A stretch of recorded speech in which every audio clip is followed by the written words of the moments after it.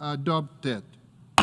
Majelis Umum PBB di New York menyepakati resolusi yang meminta Israel menarik diri dari wilayah Palestina yang diduduki dalam waktu 1 tahun. Resolusi tak mengikat ini menindaklanjuti fatwa Mahkamah Internasional di Den Haag atau ICJ soal status pendudukan Israel di tepi barat dan Gaza. Menurut analis yang diwawancarai VOA, status wilayah ini tak lagi harus menunggu perundingan dengan Israel.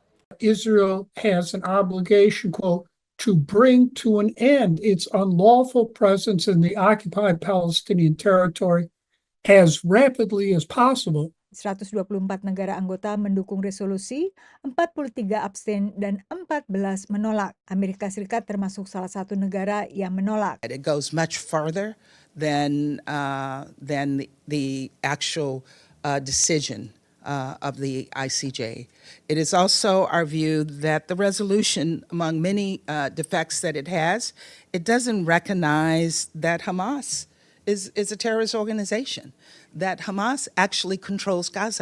Menurut analis, karena resolusi Majelis Umum PBB bersifat tak mengikat, Israel akan mengabaikan resolusi ini. Seperti Israel dulu juga mengabaikan fatwa ICJ. Berbeda halnya bila resolusi diterbitkan Dewan Keamanan, sehingga bersifat mengikat. The UN Security Council has authority to impose sanctions on Israel, to make the formal recommendation that is required to admit Palestine. Security Council is also required to suspend Israel's. Of course, we know the US has traditionally sort of provided diplomatic and political cover. Proses pengajuan permintaan fatwa Mahkamah Internasional telah dilakukan awal tahun 2023, jauh sebelum serangan Hamas ke Israel pada 7 Oktober yang memicu perang Israel-Hamas. Bilapun resolusi Majelis Umum PBB ini bersifat tidak mengikat, dukungan mayoritas anggota ini mencerminkan opini dunia secara umum. 140 lebih negara anggota PBB kini mengakui negara Palestina, termasuk yang baru mengakui adalah negara-negara Eropa, Irlandia, dan Norwegia. And many other countries have been talking about the occupation as if it's a temporary thing, have been talking about the fictitious Middle East peace process as if there's some sort of process. This has been ongoing for many years.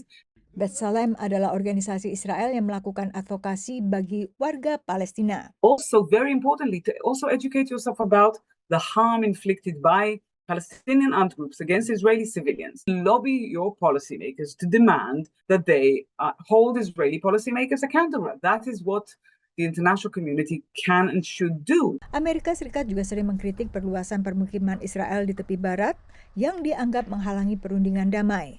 Meski untuk mengakui Palestina secara sepihak, Amerika Serikat menilai kedaulatan ini harus dinegosiasi dengan Israel. Dari Washington DC, Yuni Salim dan tim VOA.